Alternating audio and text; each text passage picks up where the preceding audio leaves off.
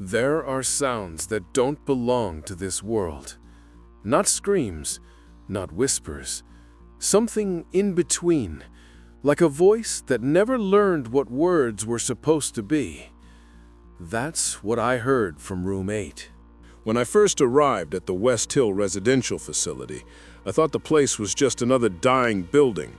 Flickering fluorescent lights, paint peeling in long strips from the ceiling, that faint chemical smell of cheap cleaning products mixed with something stale, something organic.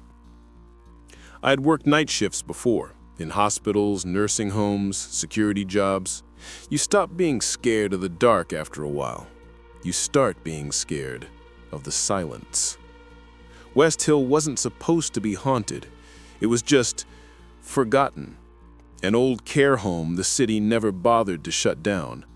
The kind of place where no one visits and the staff change every other week. I took the night guard position because it was quiet and paid better than I expected. My shift ran from 10 p.m. to 6 a.m., and my main duty was simple. Check the corridors every hour, make sure no one wandered off, keep the patients safe. There were only 12 of them left, old, fragile, mostly silent, except for the one in room 8. Her name was Evelyn Harper. 82 years old, no family, advanced dementia. She didn't speak, didn't walk, didn't react to much of anything.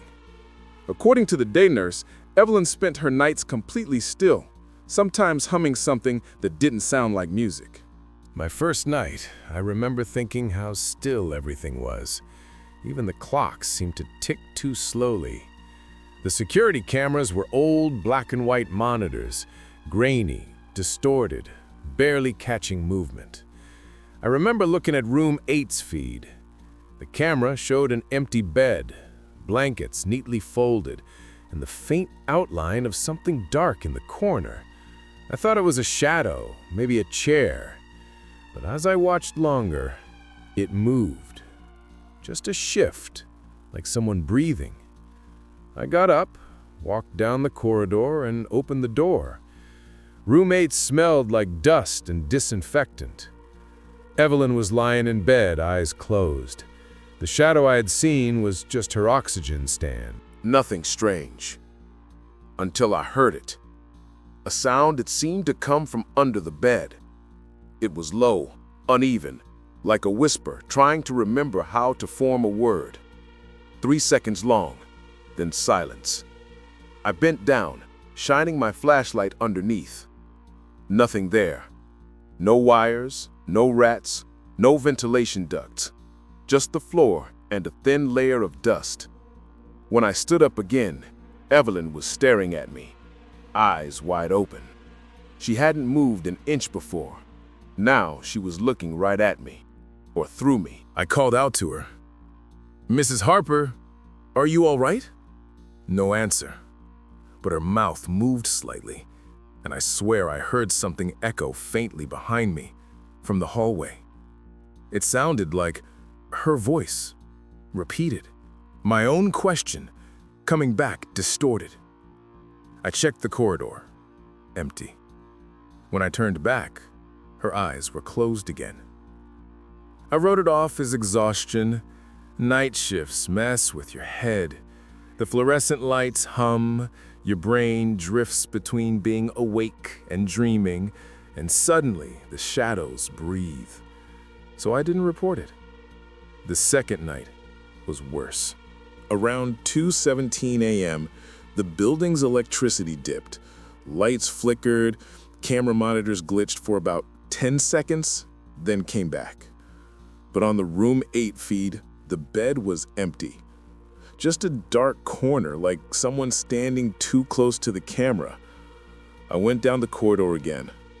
The door to room 8 was closed, but I could hear something inside.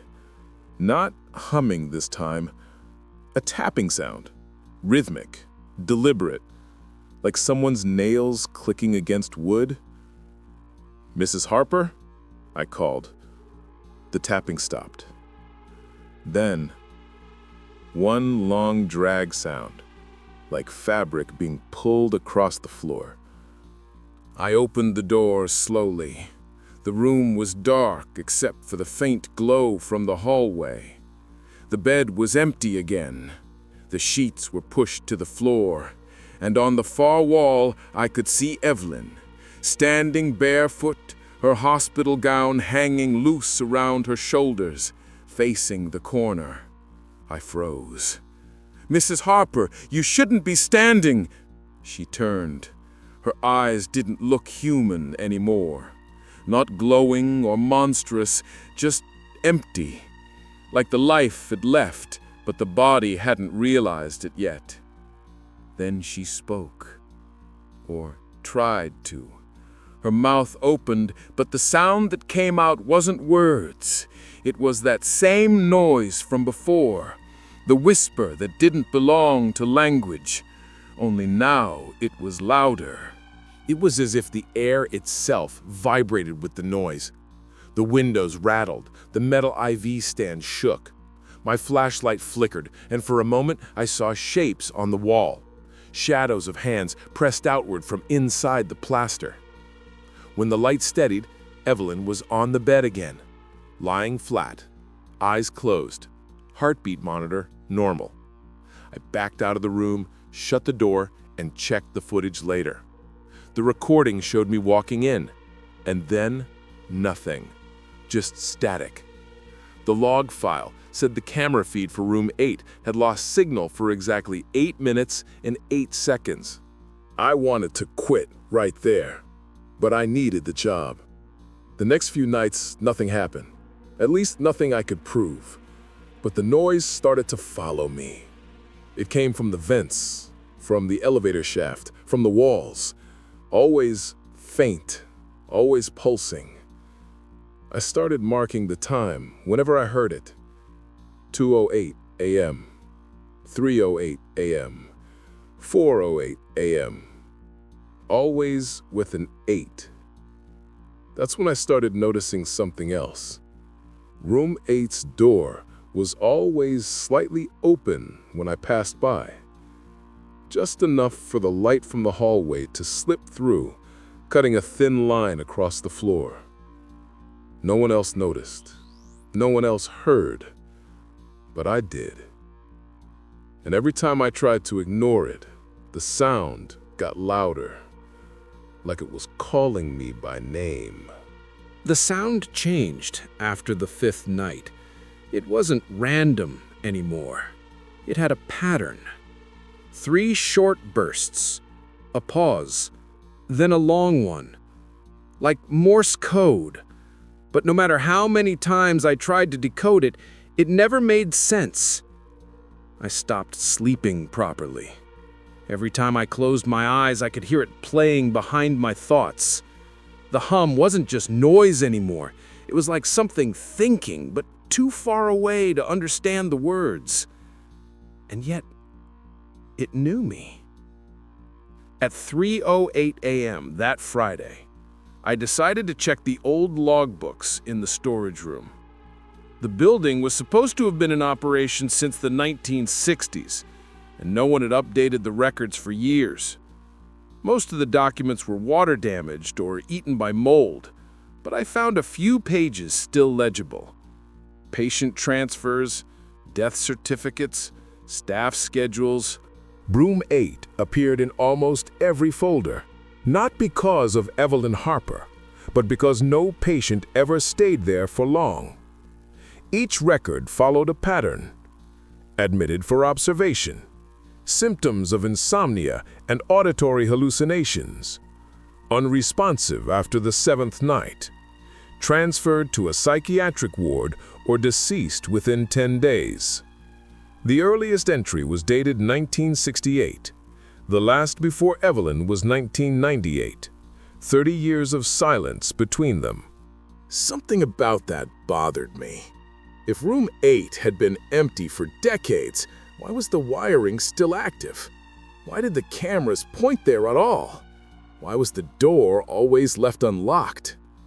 When I asked the day supervisor, she looked at me like I'd said something obscene. "Room 8? Don't go in there at night," she said. "You're new. You don't know the stories." "What stories?" I asked. She hesitated, then leaned closer. Back when Westhill was a hospital, that room wasn't a room. It was a chamber. Isolation. They used it for patients who heard things. After one of them hanged himself, they sealed it off. Someone must have reopened it years later. Her tone shifted to something half-whispered. They said the sound never stopped. It just waited. I didn't believe in curses or ghosts, but the more I tried to rationalize it, the more the place fought back. That same night, 2:08 a.m., I passed room 8 again. Doors slightly open, as always. Only this time, light flickered from inside. Not the hallway light. It was coming from the floor, glowing faintly under the door like something burning just beneath it. I should have called maintenance. Instead, I opened it. The room was empty, but the air was heavy, thick, like walking into a place that had been sealed for years. My flashlight beam trembled across the walls. The wallpaper had peeled away in large sheets, revealing something underneath. Words carved into the plaster. Dozens of them, all the same sentence. "It's still here," over and over again, etched deep enough to leave grooves in the wall. I took a step closer, and that's when I noticed the carvings weren't old. The plaster dust was fresh, like someone had done it recently.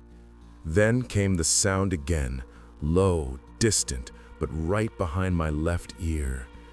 The same whisper, but clearer this time. And though it wasn't English, I understood it. It was saying my name. I turned so fast I nearly dropped the flashlight. No one was there. The door was still open, but the light from the hallway was gone. Pitch black. That's when I realized I hadn't left the door open at all. I was inside, and something had shut it. The hum grew into a pulse, a slow, living rhythm vibrating through the floorboards. Then, from the far wall, a small crack began to spread, thin, dark, like ink bleeding through paper. Something was moving behind it. I could hear it dragging, slow, deliberate, not human. I backed up until I hit the bed frame. The metal was ice cold. I remember pressing the panic button on my radio, but it only hissed static. When I looked at the wall again, the crack had stopped spreading. The sound faded. And there, right above the headboard, the words, "It's still here," were gone. Erased, like they'd never been there. At 4:08 a.m., I found myself sitting in the hallway, staring at the closed door. The nurse on duty found me there, pale, sweating. I told her I'd just felt dizzy. She didn't ask questions. Maybe she knew. The next day, I checked the security footage again. Nothing. But the timestamp showed a jump, 8 minutes missing, exactly like before. The file name had changed too. It wasn't cam8.rec.mp4 anymore. It read listen.mp4. When I played it, there was no video, only sound. A faint hum, looping. If you turned the volume high enough, you could almost hear words in it. Something like, "You opened the door again." I started keeping my distance after that, avoided the corridor, didn't look at the monitors after 2 a.m. But the sound didn't stop. It just moved closer. Sometimes it came through the radio, whispering under the static. Sometimes from the vents. Once, from my own reflection in the glass door of the security office. By the 7th night, I was certain I was losing my mind. That's when Evelyn disappeared. At 3:08 a.m., her bed was empty again. I called for backup, but the nurse on duty didn't answer. Every light in the west corridor was flickering. When I reached room 8, the door was wide open, the first time I'd ever seen it that way. The smell hit me first. Metallic, sharp, almost like burnt copper. Then the cold. The kind of cold that doesn't feel like temperature, but absence. A hollow void that eats the warmth out of your breath. Inside, Evelyn was standing again, facing the same corner. But she wasn't alone. There was a second figure. Tall, wrong. Shaped like a person but with limbs that bent in quiet, impossible angles. Its surface shimmered like static in human form. Every second it flickered, it looked a little more real. And the sound, that endless humming, now a roar, it was coming from both of them. Evelyn turned first. Her mouth stretched unnaturally wide, lips cracking at the corners. The noise poured out like air escaping a sealed room. The other thing turned next, not its head, but the whole shape twisting toward me. It moved without sound, but I heard its words anyway. Not through the air, directly inside my mind. You've heard us too long. I don't remember how I got out. I woke up in the supply closet near the reception desk. The lights were off, and my flashlight battery was dead. The hallway monitors were showing static, all except one. Room 8. The feed was clear. Someone was sitting on the bed. Not Evelyn. It was me.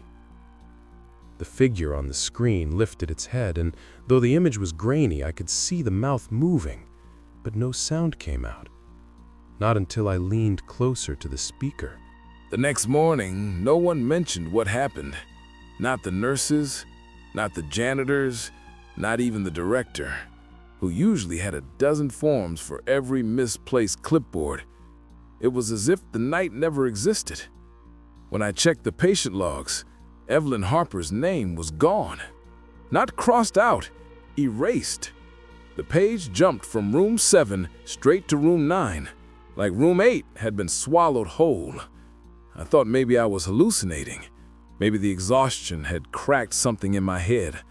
But when I went back to the security office, the monitor for room 8 was still glowing, still showing me. Only now, the figure on the screen didn't move. It just sat there, staring. For the next 3 days, I tried to act normal. I clocked in, walked the halls, checked doors, ignored the static that whispered whenever I passed that corridor. But each night, the sound followed. It didn't matter where I went. Even at home, the hum was there. Low, distant, like a far-off generator that never stopped. Sometimes it blended with my heartbeat. Sometimes it was my heartbeat. I tried sleeping with headphones, white noise, even pills. Nothing worked. And every morning when I came back to Westhill, I found new things waiting. A light left on in room 8, a faint smell of ozone in the air, and once a single piece of paper on my desk. No name, no signature, just one line written in pencil. You brought it with you. On the 4th night, I finally decided to quit. I typed the resignation email, but didn't hit send. I wanted to see it one last time, to prove to myself it wasn't real. It was raining when I arrived. The storm outside was loud enough to drown out the hum for a few moments. I almost felt normal again.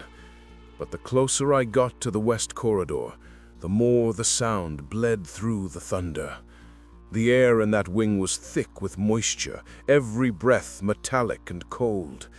When I reached room 8, the door was closed, sealed tight for the first time. Someone had written something across it with a black marker. Do not open. Ever. The ink had run down the metal in dripping streaks, almost like it had been written with shaking hands. I stood there for a full minute. Then the sound came again, not from behind the door this time, but from my radio. Help me. It was Evelyn's voice, clear, close, and terrified. I shouldn't have answered, but my thumb was already pressing the transmit button. "Evelyn, where are you?" Static. Then her voice again, warped, broken. "It's in here. It sounds like you." Then silence. The door handle twitched. Once. Then again, slowly turning on its own. The sound grew sharper, no longer a hum, but layers of whispers overlapping. Some I recognized. The supervisor's voice, the nurses, even mine, all speaking at once, repeating the same thing over and over. "You shouldn't have listened." The lights flickered, and for a second, I saw it. A shadow under the door, stretching across the hall, impossibly long, reaching my boots. When I stepped back, it followed. I ran. Down the corridor, through the lobby, out into the storm. I didn't look back. The rain soaked through my uniform, but it didn't matter. The sound was still there, louder now, leaking from every direction, from the puddles, the thunder, even my own breath. When I reached my car, the radio inside was already on. The engine wasn't, just static, and under it, that same voice. Mine. "You opened the door again." I drove all night. Didn't stop until I reached the next town. Checked into a cheap motel under a fake name, disconnected my phone, and slept with the lights on. For a few hours, I thought I was safe. Then, around 3:08 a.m., the TV in the room turned on by itself. Channel 8. No signal, just static. But behind the static, faint shapes began to form. Walls, a bed, a room. Room 8. On the screen, I saw the same figure again, sitting on the bed, motionless. The same one that looked like me. Only this time, its head turned toward the camera. And when it smiled, I heard my own voice say, "Welcome back." The screen went black.